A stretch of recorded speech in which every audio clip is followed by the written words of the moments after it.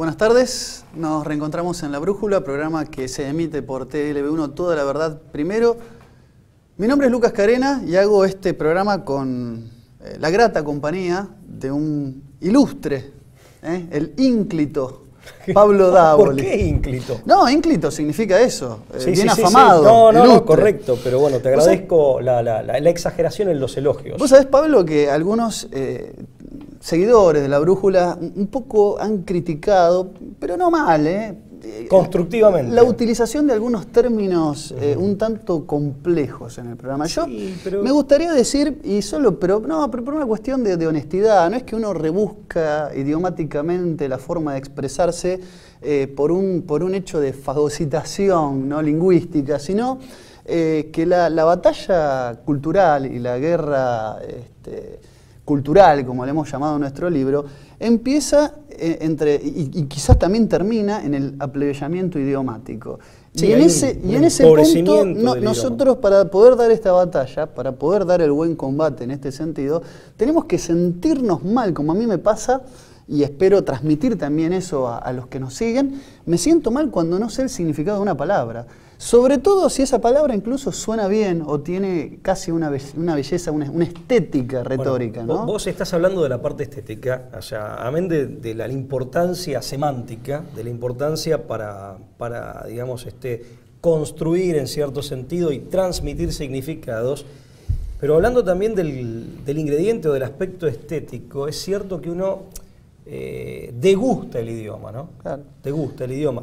Dentro de lo que modestamente uno puede hacer al respecto, sinceramente, o sea, pero cuando escuchás a un disertante de fuste o lees a un literato consumado en tu propio idioma, realmente uno ve que no son solo las posibilidades semánticas, sino que también hay una belleza que uno puede realmente degustar y en la que se puede solazar, que uno puede gozar. Entonces hay una suerte también de aspecto, desde ya estético y también lúdico en esto, pero lúdico en el mejor de los sentidos, que tiene que ver con, o que hace referencia al disfrute del idioma, más allá de la utilidad intelectual y comunicativa que el mismo presta. Bueno, en resumidas cuentas, está bueno y es lindo, es grato aprovechar toda la riqueza de nuestro idioma castizo, de nuestro idioma español. Tenemos un idioma tan rico, tan vasto y además que es tan vapuleado, no solamente porque cada vez se ve plagado de tantos anglicismos innecesarios, sino también que el propio idioma está muy depreciado, está muy aplebellado, amesetado, ¿no? Entonces, bueno, también un poco forma parte de la contraguerra cultural, hacer el esfuerzo por plantarse, ¿no? y estar siempre ávidos de conocer y utilizar las palabras que nos suenan raras o difíciles o extrañas, ¿no? Esto lo aprendí también de un profesor mío que siempre me llevó a eso sanamente, a tener la inquietud. Te tiene que doler, te tiene que molestar no conocer una palabra, sobre todo cuando antes un diccionario implicaba ir a buscar algún lugar recóndito de una biblioteca. Ahora con internet y con el acceso a la tecnología, casi instantáneamente podemos consultar el significado más o menos de una palabra. No hay excusa. No hay excusa, no tenemos excusa. Así que bueno, dicho esto, nos consagramos a la Virgen María. Este programa se consagra a la advocación de Schoenstatt, la Virgen Madre, Reina y Educadora de Schoenstatt. Nos ponemos siempre bajo su manto de protección y amparo para hacer este programa. Pablo, hoy con un programa sumamente interesante. Innovador por lo pronto en cuanto a la ubicación de los conductores, que somos nosotros, ¿no? Sí, hoy estamos en una situación, nos han cambiado la mesa, la ubicación de las cámaras, bueno, algo que es transitorio, pero que no deja de ser una experiencia interesante. Nos hallamos medios como extrañados del ambiente que regularmente acompaña nuestras charlas de café.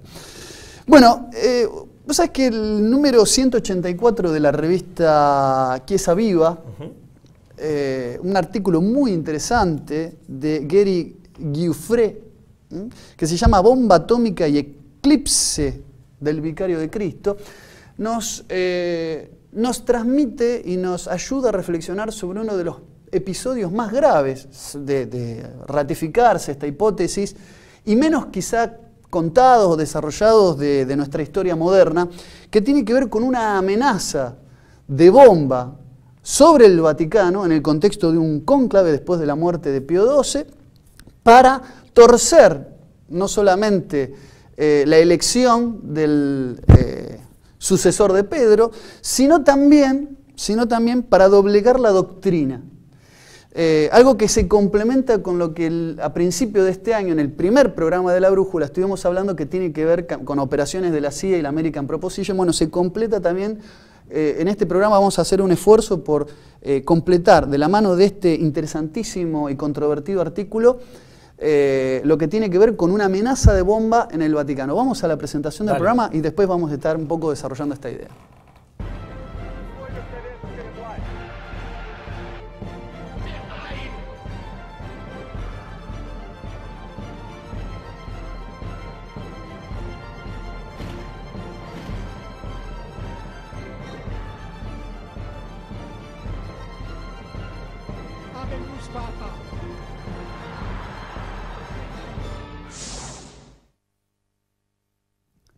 Muy bien, esto es La Brújula. Recuerden que nos pueden contactar a través de Facebook, a través de Twitter y también los mismos canales del propio TLB1, ¿no? Así que nos pueden buscar por esos medios, contactarse, pedirnos información, intercambiar. Un dato importante, porque muchos televidentes nos han manifestado que han tenido alguna dificultad para encontrarnos en Facebook. Sí. Concretamente, nuestra cuenta de Facebook tiene el logo del programa, o sea, en vez de llevar el nombre del mismo, tiene por foto, digamos, o por icono, el nombre del programa. Sí, el logo del programa, que es el que ustedes ven acá atrás nuestro, ¿no? La Brújula, programa de televisión, ¿sí? Bueno, Pablo, ¿qué decir de este artículo que para mí resultó revelador? Yo en realidad lo conocí a través tuyo, tengo que agradecerte la... Bueno, no, por sí, favor. No, pero... De ninguna manera. Esto es un equipo, ahora que están de moda los equipos. Lo intrépido de tu búsqueda, sí. Que me hiciste llegar este artículo que con mucho provecho tuve oportunidad de leer y me sirvió como disparador para hacer mis propias investigaciones. Y a mi turno, permitime que agregue a tu agradecimiento el mío, porque en rigor de verdad a mí me llegó a través de quien ha sido la traductora al castellano en Argentina de este artículo, cuyo original tengo entendido que salió en italiano, que fue publicado en italiano, que es la... profesora María de Luján Torre, a quien le mandamos un saludo, amén de nuestro agradecimiento, un saludo. Fue providencial, la conocí en una librería, es hermana, es una religiosa católica, y bueno, ahí intercambiamos correos electrónicos, fue una charla, digamos, mundanamente calificable como casual, en rigor de verdad providencial, y bueno, intercambiamos alguna información y ella me mandó este artículo que ella había traducido al castellano. Así que nuestro reconocimiento y agradecimiento a la hermana María de Luján Torre. Muy bien, bueno, el día 26 de octubre de 1958, el cónclave, los príncipes de la Iglesia, reunidos en cónclave, habían elegido al cardenal genovés Giuseppe Siri como sucesor de Pío XII. Figurita repetida, permítaseme la expresión, que es muy argentina, es cariñosa, en sucesivos cónclaves. Claro. Por lo menos en 3 fue papabile, ¿no? Incluso, si te fijas, es curioso en la película El Padrino 3, la escena en donde se lo elige supuestamente la escena que representa al cónclave que lo elige a quien sería Juan Pablo I en el 78, se dice Siri, se menciona Siri entre los votados, ¿no? Perdón por el paréntesis. Pero bueno, volvemos a 1958. Sí, bueno, Juan Pablo I, perdón, hago este paréntesis. Luciani, el cardenal Luciani. Albino Luciani.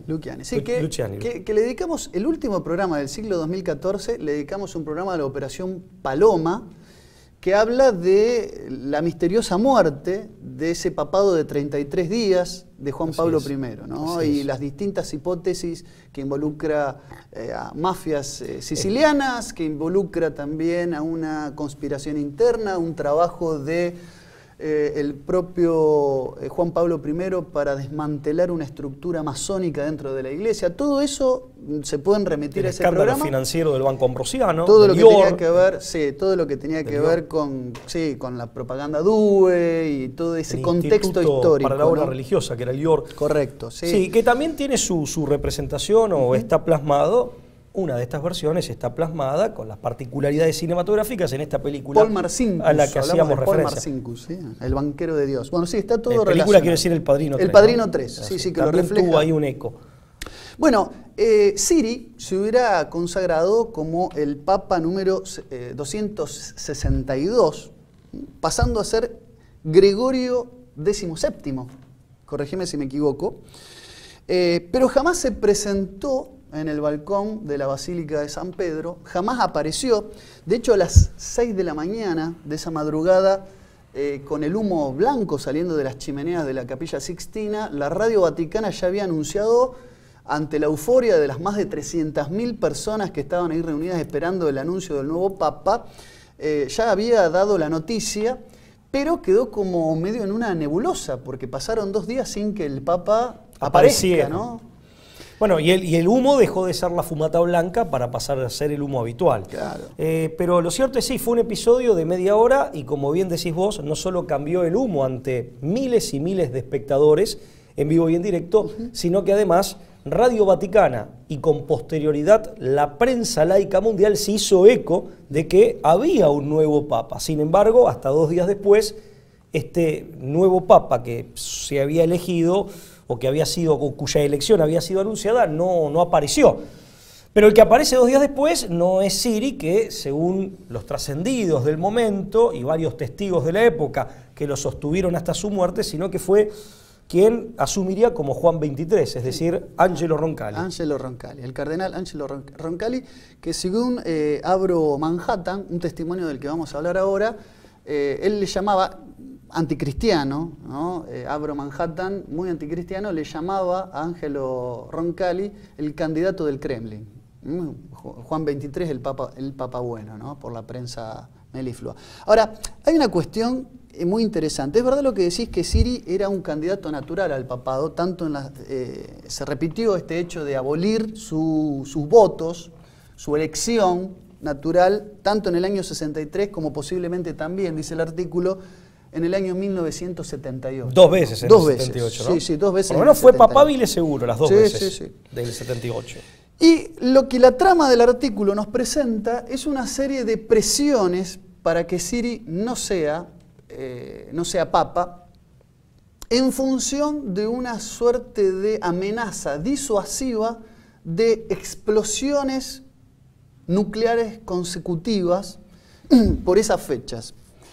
Primero, el artículo cita algunos testimonios, déjame Pablo que avance un poco, muy interesantes. Por empezar, en un libro que publicó llamado Crux Ansata, H.G. Wells, H.G. Wells, también que hemos mencionado, miembro de la inteligencia británica, el de la Guerra de los Mundos, el autor, ¿no? de la Guerra de los Mundos. Novelista famoso, así es. En este libro, sobre todo en el primer capítulo, Wells negaba, un hombre profundamente anticatólico, ¿no? Miembro, miembro conspicuo del establishment declaradamente anticatólico británico. Británico, de la secta de los Hijos del Sol, vinculada también era de esta serie de literatos que junto con Huxley y demás formaban parte de una cuasi secta ocultista, pero que también producía una vasta obra literaria, ¿no?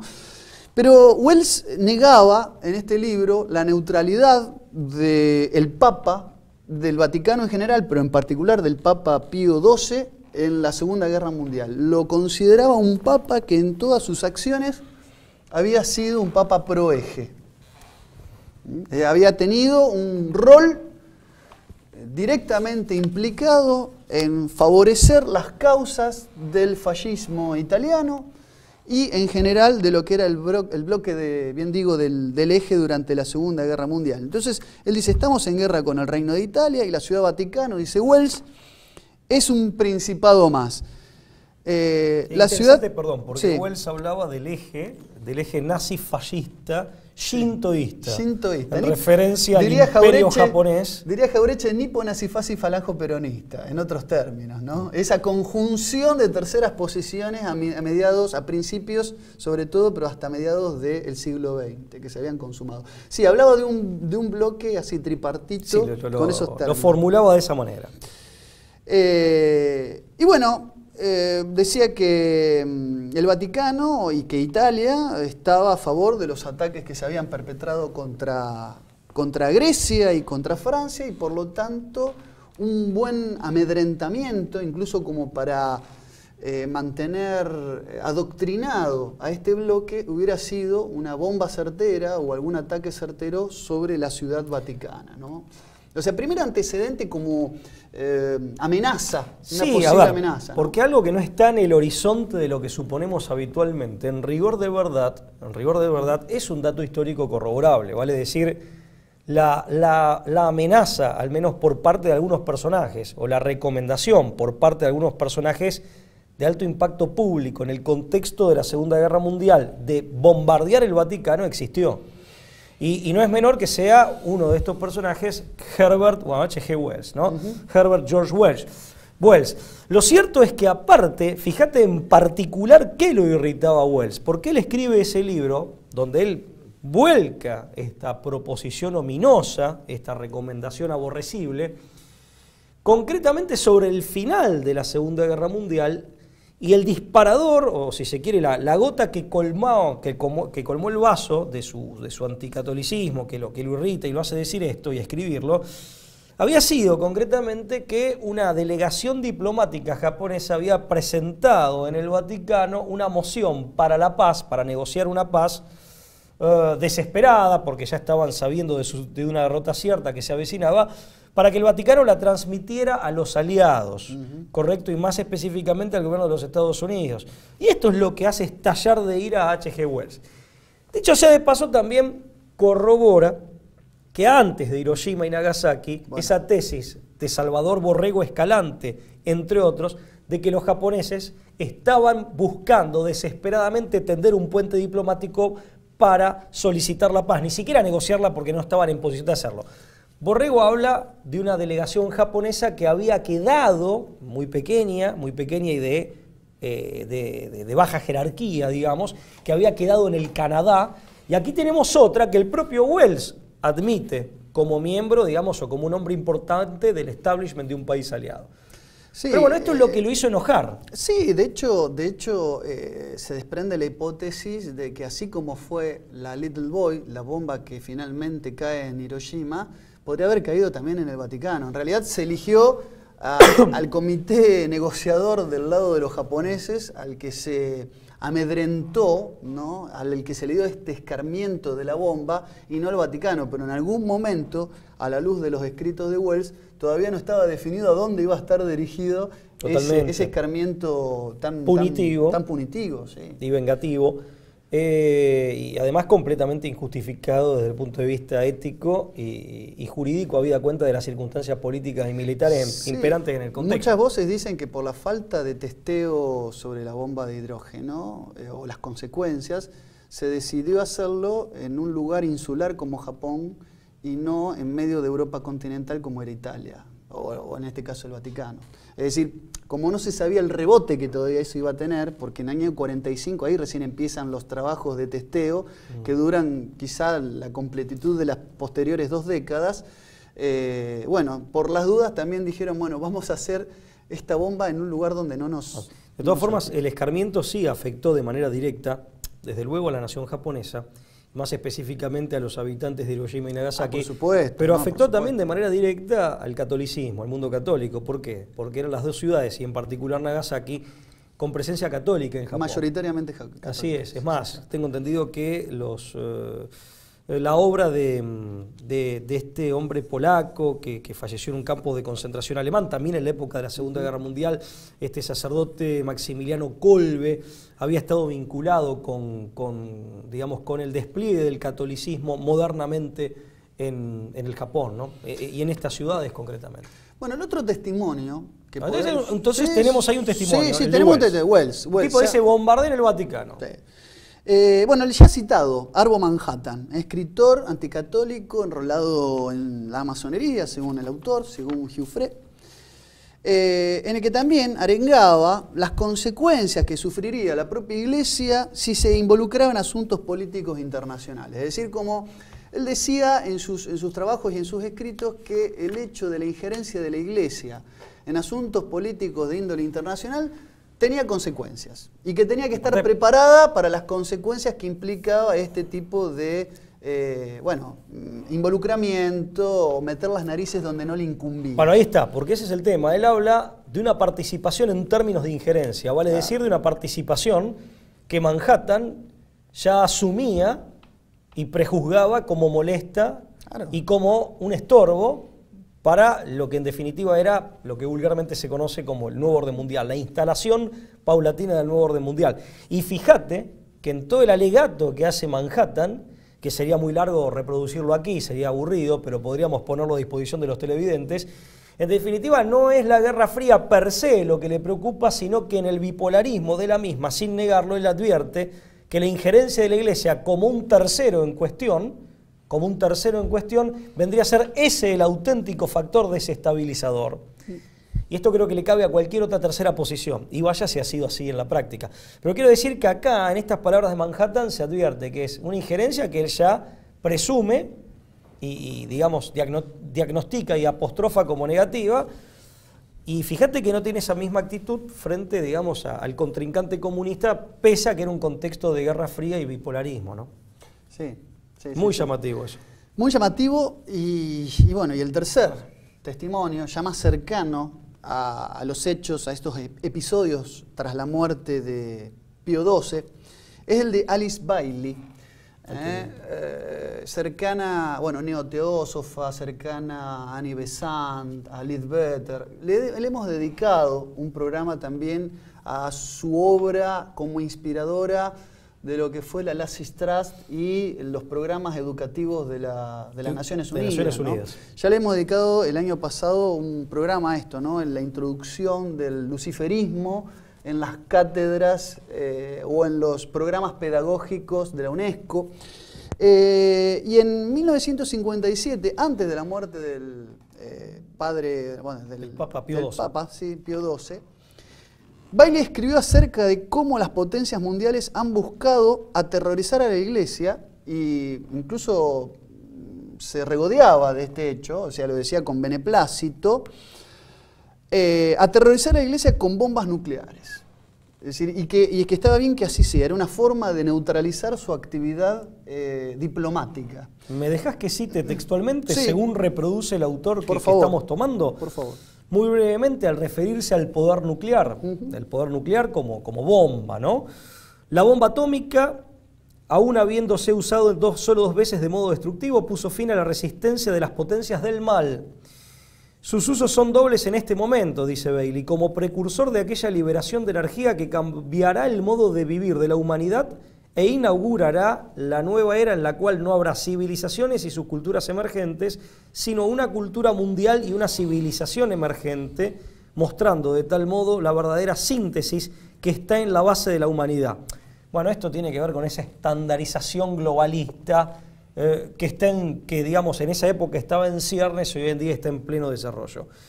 Y como medio, el poder nuclear, militar, como medio en manos de las Naciones Unidas para hacer respetar las formas exteriores de la paz.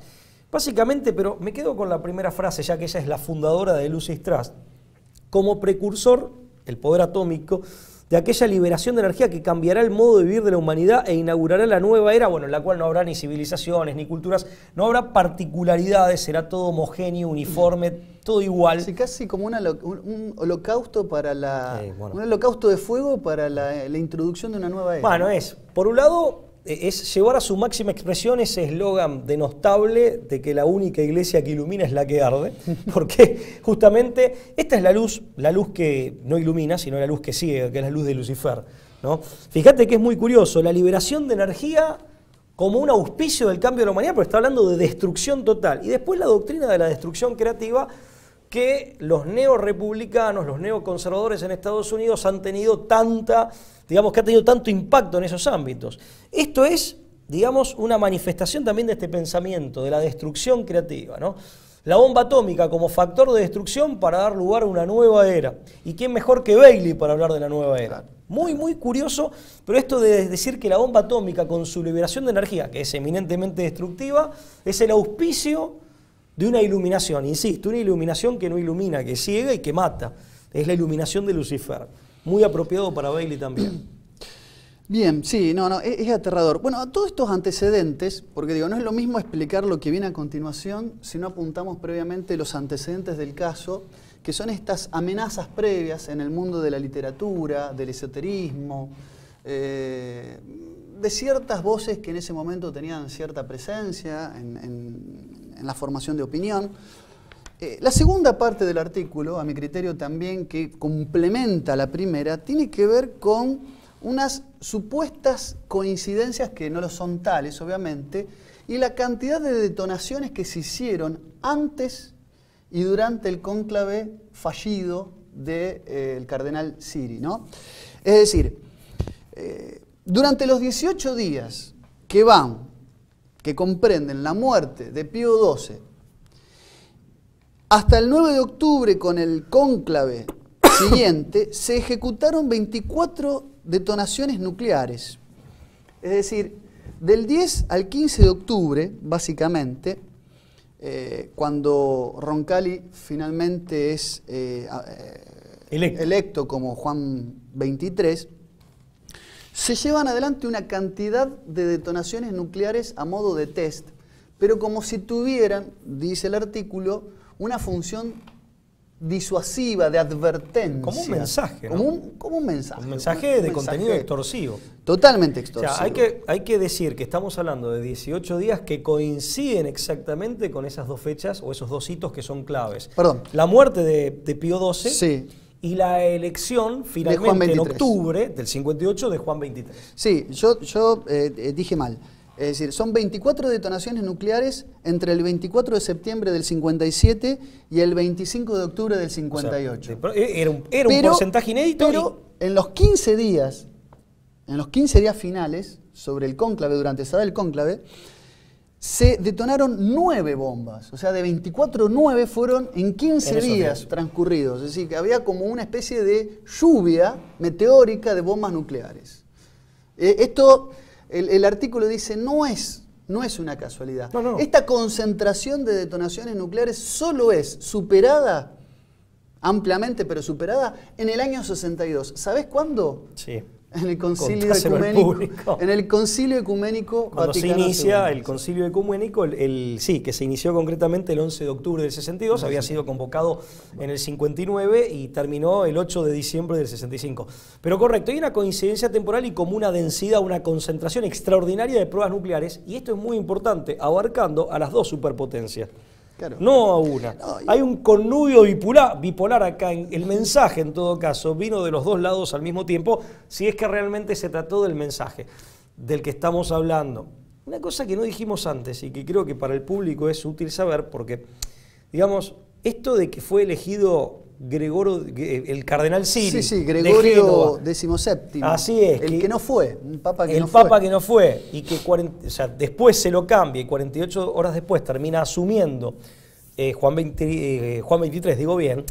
A ver, es un secreto a voces entre exfuncionarios de la época del Vaticano y también entre los secretarios de los cardenales que participan de ese remedo, aunque no con la connotación negativa del término, del Senado romano, que es el colegio cardenalicio, claro. ¿No? Sí, correcto. Sí. Entonces, no es algo que no tenga, más allá de todos estos elementos que son indiciarios, fuertemente indiciarios, que rodean a la versión.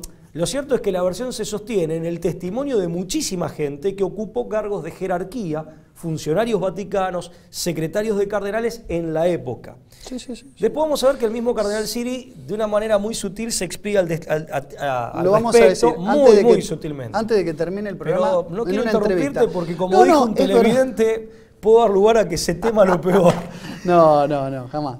Hay que decirle a este televidente, cuyo nombre sinceramente no recuerdo, que nos hizo reír, sinceramente. Que le agradecemos el comentario porque amén de que en el fondo tiene razón. Tiene mucha razón. Es cierto que nos interrumpimos y a veces normalmente soy yo. Pero es el apasionamiento. Es el apasionamiento. No, y para quienes son extranjeros es una característica, tal vez no la mejor, seguramente no la mejor, pero una característica muy argentina. Y de nuestros ancestros. Y ¿no? Sí, yo le atribuyo mucho digamos, a la presencia del elemento italiano entre los argentinos. Sí, gritones y eufóricos. Vos sabés que, aparte yo para contarte una anécdota y distendemos un poco, sin negar el dramatismo del tema y justamente por ese mismo dramatismo. Tengo una amiga de mi señora, está trabajando en Suecia como médica, ¿no? Y vos sabés que entre los suecos se considera de pésimo gusto una interrupción de estas que entre nosotros son habituales y son toleradas como mínimo.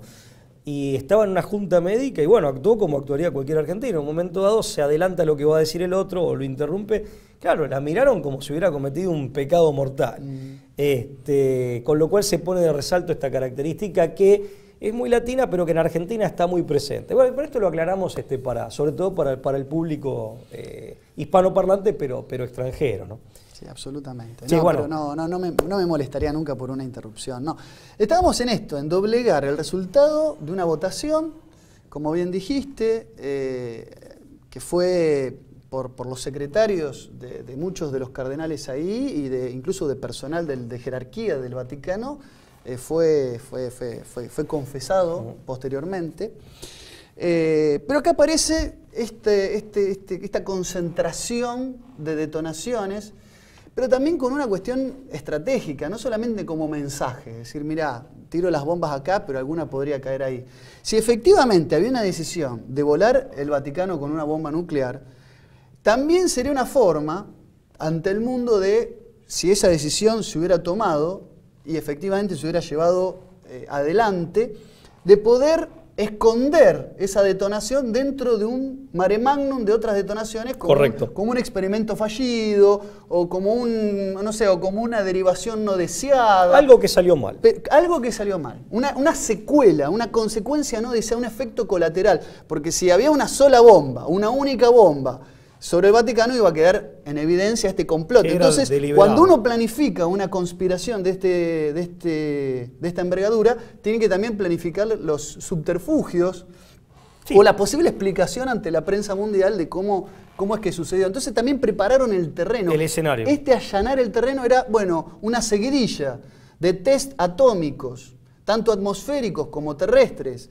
dentro de una misma 2 o 3 semanas donde se dio esto, podrían permitir, en caso de ser necesario, apretar el botón rojo y después decir, algo salió mal, ¿no? Entonces, sí, tiene fue un algo accidente, de se trató tiene de su un pata error real, ¿no? Esto no es una no simplemente el mensaje de amenaza. Vos sabés que de alguna manera es esa estrategia o esa táctica de engaño que se expresa con ese dicho que reza o que indica, preguntando cómo se esconde un elefante entre 100 elefantes. O sea, con más elefantes alrededor. Correcto. Sí, es cierto. Fue parte de la estrategia también en caso de que la decisión finalmente de hacer explotar con una bomba atómica el Vaticano se tome de esta manera. Vamos a hacer mención de las distintas operaciones militares, no solamente estas 24 bombas atómicas o estos 24 test se dieron en marco de pruebas soviéticas, pero también hay un montón de otras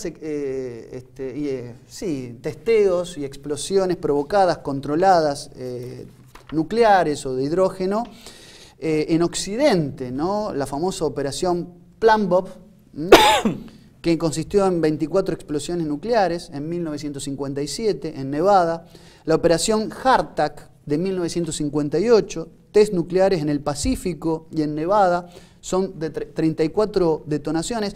Todos estamos hablando de detonaciones de entre 20 y 30 megatones, o sea, explosiones importantes. De envergadura. La operación Argus, de la que no se suele hablar mucho, que era una operación nuclear atómica en el océano transatlántico, ¿no? Atmosférica, consistía en 3 explosiones consecutivas de gran altitud.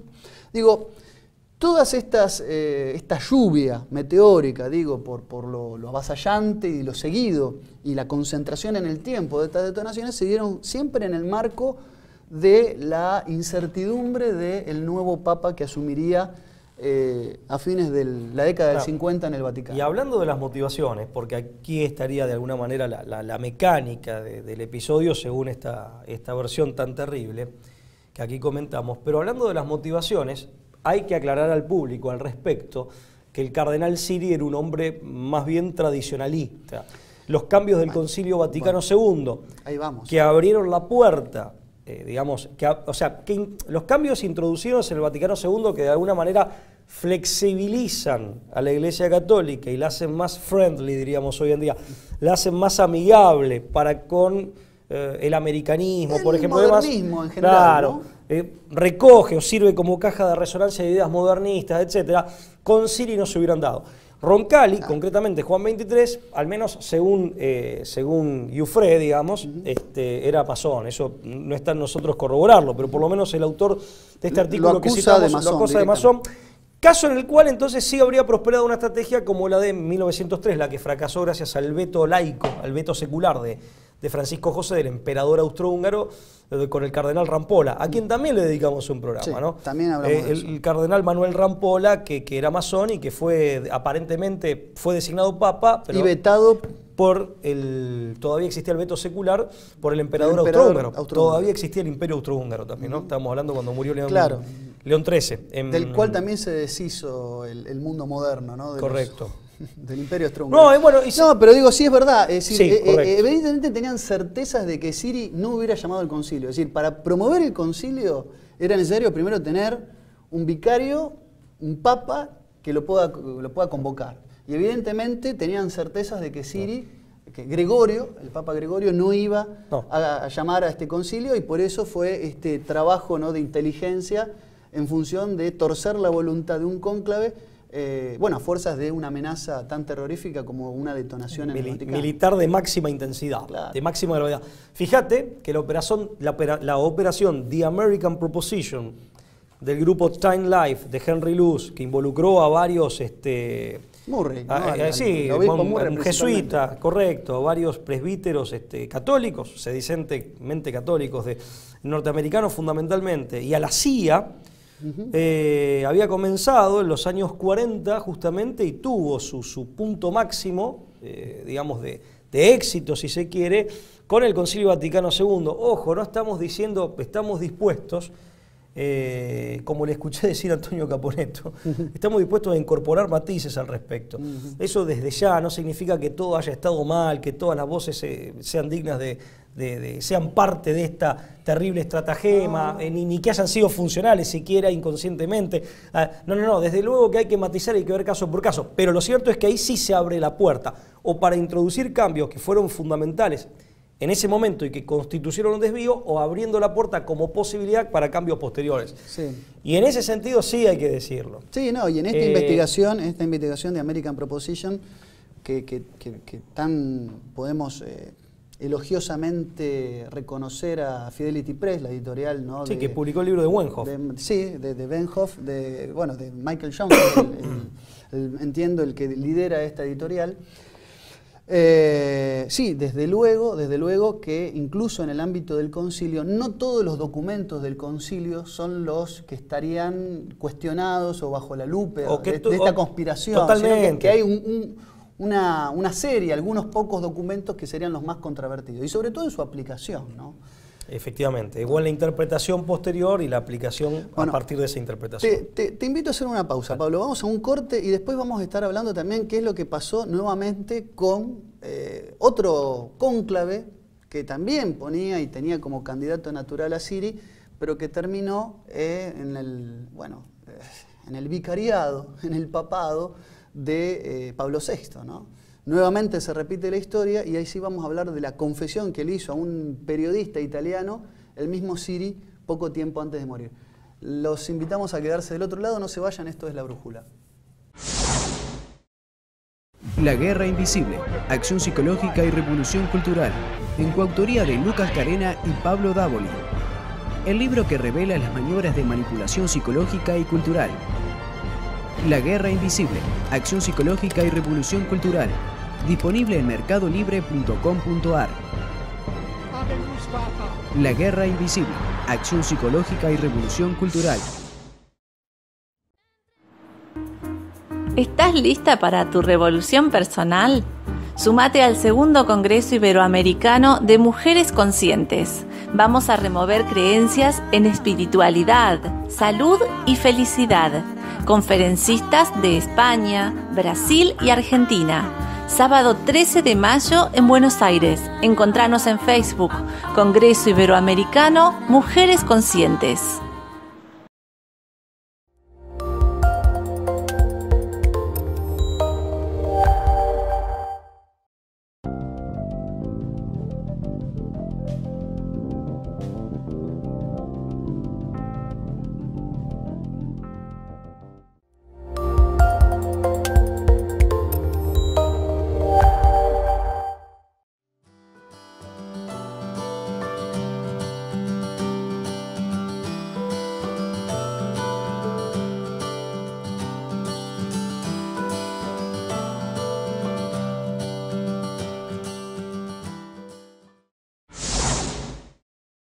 Muy bien, esto es La Brújula, segundo y último bloque. Analizando este tema que hay mucha información, por ahí puede parecer desordenado, inconexa, pero este artículo la desarrolla bien. Tenemos dos etapas, una etapa de algunos antecedentes, de algunos testimonios. Ya en la época se hablaba de la posibilidad, incluso muchos deseaban, de manera desembosada, un adoctrinamiento sobre la base de ataques militares contra el Vaticano. O borrarlo del mapa, ¿no? O directamente destruirlo para siempre. O sabés, perdón, no dijimos antes, abonando esta observación, Stalin mismo decía, en definitiva, con sorna, cuántas divisiones tiene el Vaticano, como diciendo, si es por mí, lo borro, sí, por mí no digo yo, sino parafraseándolo Stalin, ¿no? Lo borraba del mapa. Entonces, la segunda etapa del artículo tiene esto que a mí me parece interesante, que es una seguidilla de acciones bélicas, de testeos nucleares, concentrados en el tiempo en torno a los días del cónclave y la elección de Juan XXIII, el cardenal Angelo Roncalli. Pero algo que no dijimos es que como hay un ex agente del FBI, según el artículo, que se llama Paul Williams, que habla de unos documentos desclasificados de la propia CIA que confirman la victoria, en el sentido de las votaciones, de Giuseppe Siri, el genovés, el cardenal Giuseppe Siri, en el año 58, y estuvo obligado él mismo a dimitir. O sea, hubo como un consenso en función de una amenaza. Esto está documentado por la propia CIA. Y además que en realidad los radicales franceses fueron los que alertaron al resto del cónclave de la posibilidad de una muerte en masa si se seguía adelante con la elección postrera del flamante Gregorio XVII. Gregorio XVII, como se iba a llamar, el hombre elegido, el hombre electo. Añadamos a eso, que ya lo dijimos, los testimonios de los secretarios de muchos de los cardenales, de varios de los cardenales, y el secreto a voces en los corrillos del Vaticano de la época, ¿no? Por los funcionarios vaticanos de la época. Más el supuesto error de la fumata blanca y el supuesto o pretendido blef de la prensa radio vaticana y la prensa católica en general. Sí. O sea, son varios elementos, que no hacen plena prueba, pero que son fuertemente indiciarios y más también. Pero, no sé, no me quiero adelantar en la exposición, pero también el mismo Siri, en definitiva, termina escribiendo una suerte de autobiografía que por alguna razón reservó, digamos, o puso como condición que no se publicara sino hasta después de 50 años. La escribió en el 88. O sea que todavía esa biografía se mantiene en secreto. Claro. ¿Correcto? Sí. Esto también es llamativo.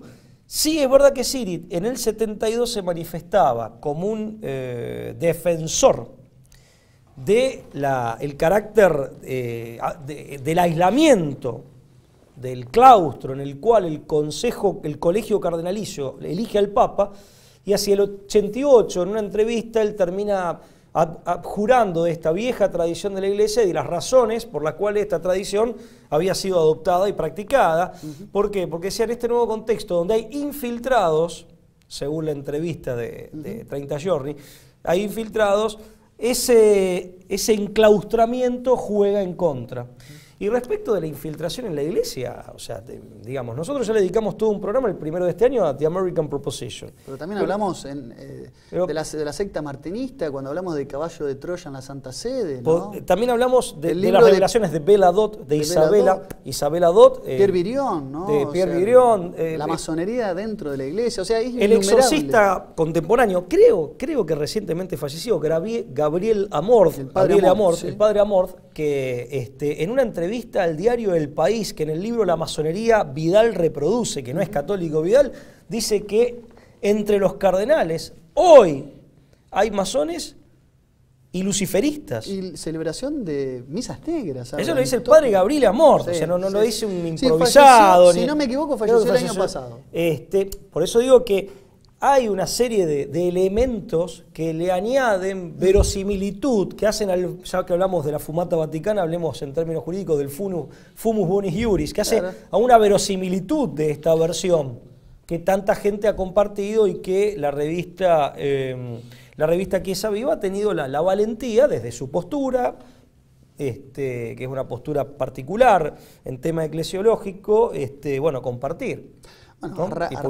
a raíz de lo que dijera Paul Williams, este ex agente del FBI, de los trabajos, digamos, de los archivos, desclasificados de la CIA, un periodista que es sacerdote e historiador y también hace trabajos periodísticos, Paolo Perrotta, hizo un trabajo de investigación sobre el caso y la conclusión de su trabajo de investigación, oportunamente publicado, era que el Vaticano habría podido convertirse en un blanco de un ataque nuclear. También. Confirma la versión. Confirma la versión. Y bueno, nuevamente, en el año 63 Siri cosechó los votos necesarios, pero la historia se repitió. Fue electo Montini, luego Pablo VI, para suceder bueno, en el trono de Pedro, ¿no? Ahora, hay un tema que es muy interesante. Siri muere en el año 89. En el año 85 da una entrevista a un periodista italiano, un periodista francés, me equivoqué, Hubert Remy, en la que declara textualmente: este secreto es aberrante. O sea, el periodista le pregunta por esto, ¿no? Por sus sucesivas elecciones fallidas, ¿no? Y dice, bueno, esto es un secreto aberrante. Deberían escribirse libros acerca de los distintos cónclaves.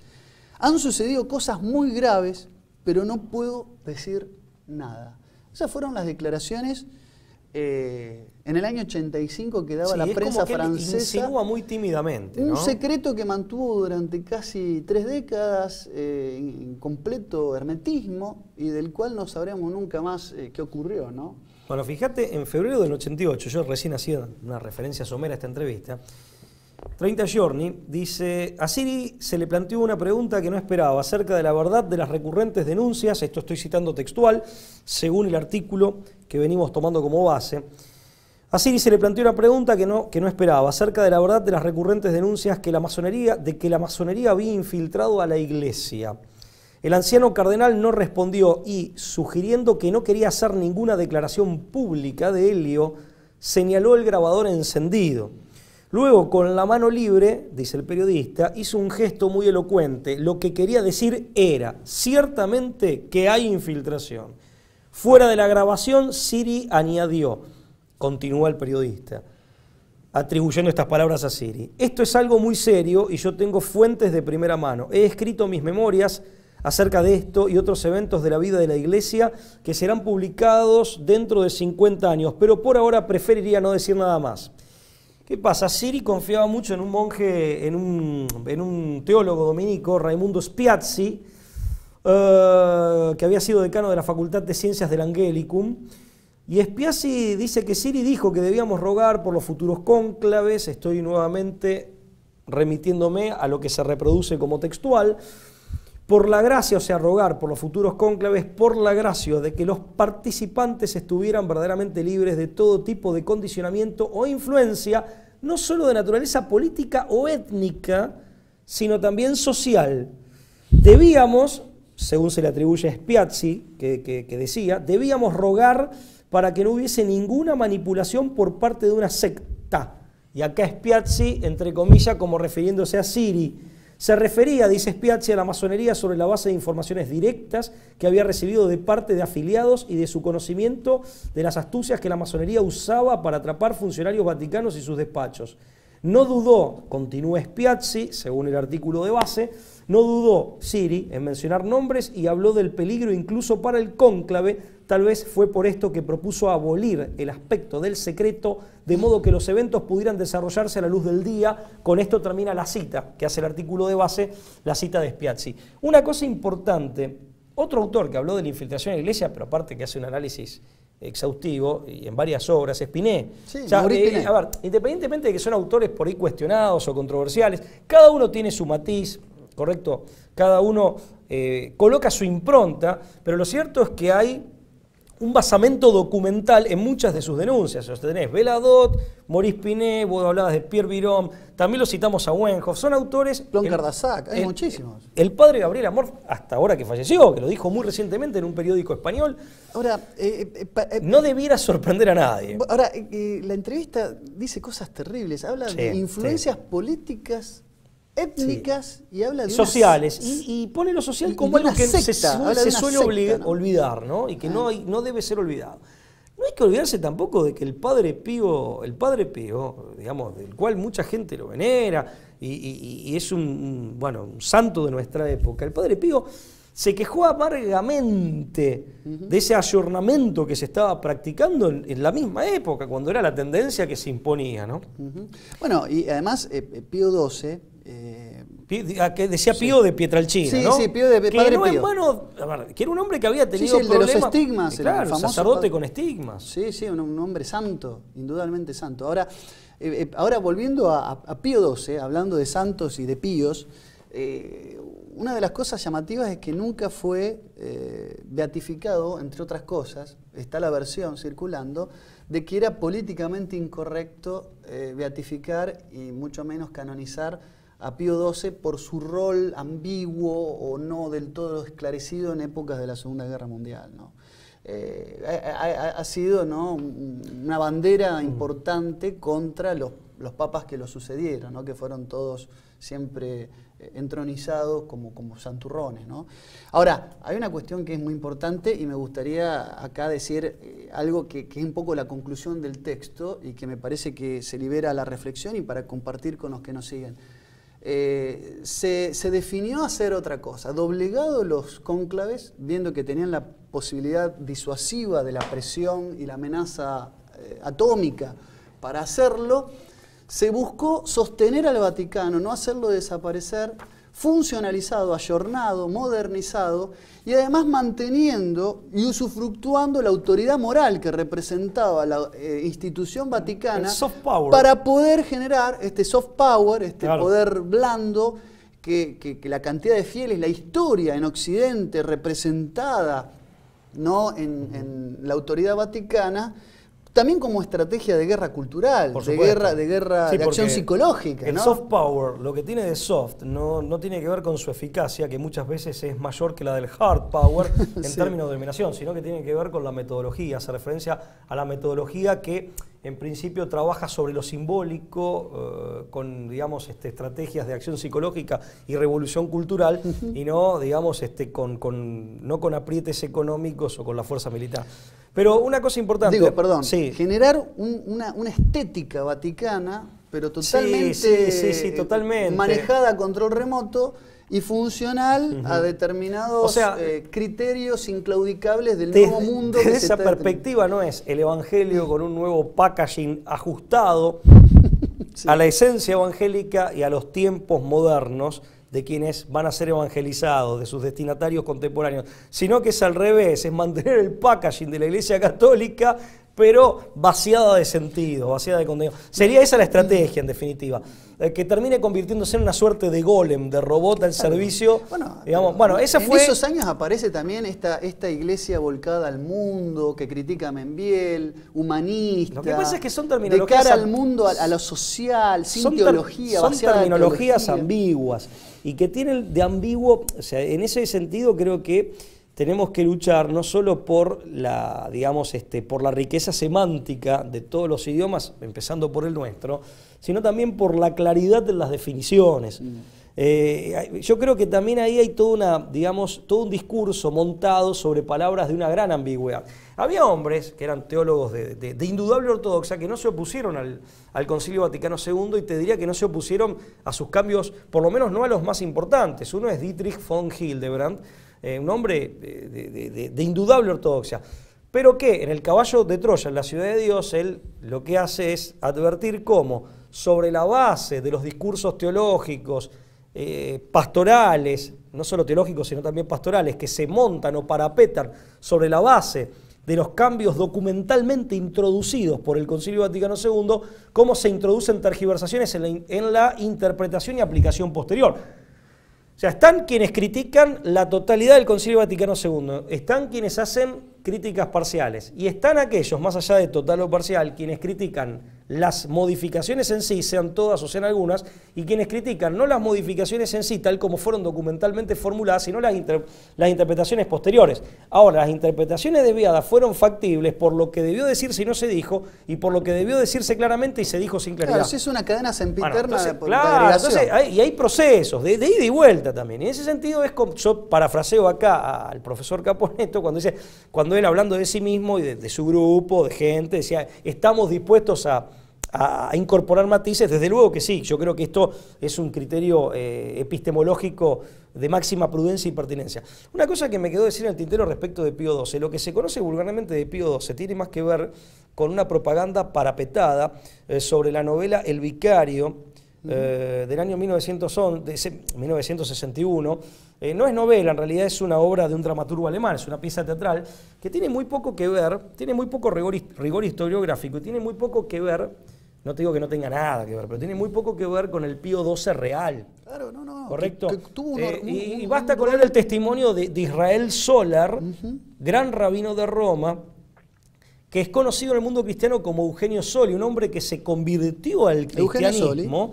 se convirtió al cristianismo de corazón y abrazó el cristianismo, y se llamó Eugenio por Eugenio Pacelli, por Pío XII, justamente por la admiración que él tenía por Pío XII, a quien conoció en la circunstancia crítica de la Segunda Guerra Mundial. Por eso te digo que lo que vulgarmente se conoce de Pío XII y que hace a esto tan políticamente incorrecto, está montado en gran medida sobre la obra de un dramaturgo alemán, El Vicario, insisto, de 1961, que tiene muy poco que ver con el Pío XII real. Sí, un Pío XII que además tenía, además de una gran sabiduría, la historia no oficial de Pío XII, además de ser portador de una gran sabiduría, tenía Pío XII una gran astucia, porque cuando Pío XI no logra publicar, y está la famosa teoría de la encíclica fantasma, una encíclica que nunca fue, una carta encíclica de Pío XI que al final se logró no publicar, que condenaba ciertos abusos anticipadamente que se iban a dar con la Segunda Guerra Mundial. La estrategia de Pío XII fue sanear muchas de las vejaciones e inhumanidades de la guerra por vía subrepticia, solapada, con sigilio, con humildad, pero su trabajo en torno a la Segunda Guerra Mundial fue muy de pacificación. Para nada fue un papa belicoso, beligerante, iracundo, como se lo ha presentado en retratos. En todo caso, sí, como hombre de la tradición, se lo puede llegar a identificar. Un promotor serio de la paz. Y no en vano, sí, pero con la verdad, ¿no? En plena guerra mundial, durante el gobierno del presidente Castillo en la República Argentina, Juan Carlos Goyeneche, conocido dirigente nacionalista, apodado el Bebe en esa época, un hombre muy joven, se presenta como ministro plenipotenciario de la República Argentina, se entrevista con Pío XII y le manifiesta la voluntad del gobierno argentino, que en esa época la República Argentina tenía otra gravitación en el concierto internacional, muy distinta a la que tiene ahora, mucho más importante que la que tiene ahora, que la Argentina quería liderar un grupo de países que estuvieran por la paz y que de alguna manera intentaran conciliar entre los contendientes, ¿no? Bueno, y decíamos antes que Pío XII, y esto despertó la ira de Wells, fue el que acogió en el momento postrero de finalización de la guerra, cuando era clara la victoria aliada, clarísima. Sí, las negociaciones diplomáticas. Claro, que aceptó, digamos, recoge este desesperado llamamiento a la paz que diplomáticamente hace el Japón para transmitirlo a los aliados. Cuando esto ya tenía aparte asegurada su victoria, ¿no? Y sabemos que también había una élite mundial que tenía planificada otras guerras venideras, que la guerra es un negocio, que hay vencedores que no participan de las guerras que financian, y que una iglesia que se oponga genuinamente a las guerras no es una iglesia funcional. Tenemos un problema muy grave. El problema básicamente creo que está dado, y se me disculpará el público si de pronto incurro en alguna significación, en alguna simplificación excesiva. Está dado porque no hablo de pueblos, al menos no de ninguno en particular, no hablo de pueblos, no hablo aquí de estados, en definitiva como la estructura política de los pueblos o de un conjunto de pueblos que viven bajo la égida de un mismo estado, pero sí hablo de algunas élites, en definitiva las élites que lograron encaramarse a nivel mundial luego del año 45, tienen una cosmovisión y una agenda que es opuesta a la misión de la Iglesia, al catolicismo. En general, sí, con lo cual, la Iglesia, en definitiva, como cuerpo místico de Cristo, pero también como institución humana que corporatiza una doctrina y una espiritualidad, se encuentra en un contexto, o se encontró en un contexto que de pronto en las relaciones de fuerza le empezaba a ser hostil y cada vez más. Por una simple razón de cuestión de fuerza. Y esto hay que decir muy claro, porque no hacemos historia contrafáctica. No estamos diciendo, digamos, no estamos elucubrando acá, no es el espacio para hacerlo y tendría mucho de quimérico hacerlo. ¿Qué hubiera pasado de haber sido distinto el resultado de la Segunda Guerra Mundial? Que en todo caso es otro debate que se tiene que dar, obviamente, en otro espacio y con otras herramientas, y es otro tema. Pero lo que ha pasado y creo que la lectura que se puede hacer, aunque se peque de simplista, es esto. Es un contexto nuevo en donde hay una atmósfera que es hostil porque hay una diferencia cosmovisional, de concepciones fundamentales y de etos, de valores. E incluso, perdón, me atrevo a decir más, ya que hablabas de satanismo, en ciertas élites que lo practican y asiduamente, o por lo menos todo así lo indica, de espiritualidad.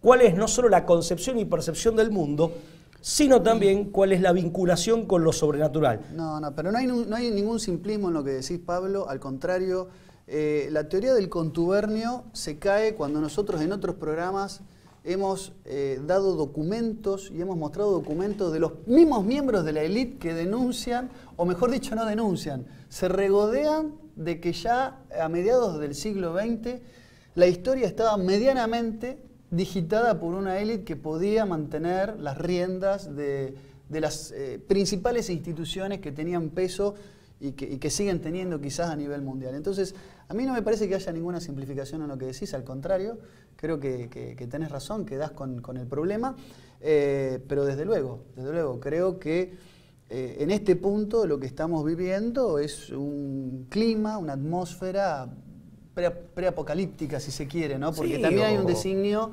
que nos muestra la intromisión o la participación, ¿no?, del príncipe de este mundo en todo esto, ¿no? Es que por eso yo no hablo tanto acá de la rivalidad entre quienes son, digamos, creyentes y servidores, o intentan serlo, mal o bien intentan serlo, y quienes son ateos, sino entre quienes son teos, entre comillas, y quienes son no ateos, sino antiteos. Pablo, se nos terminó el tiempo, nos tenemos que ir. La verdad, bueno, esperamos haber tenido en todo esto, bueno, alguna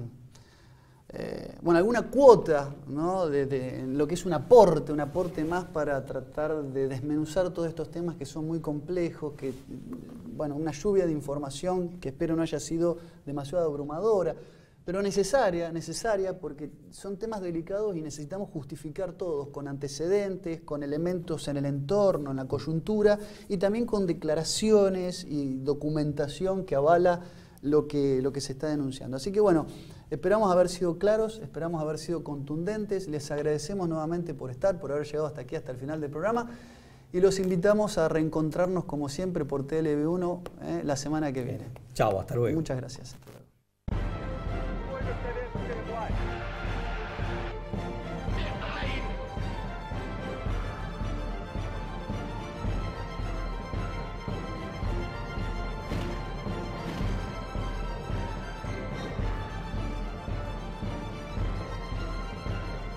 Ave Muspata.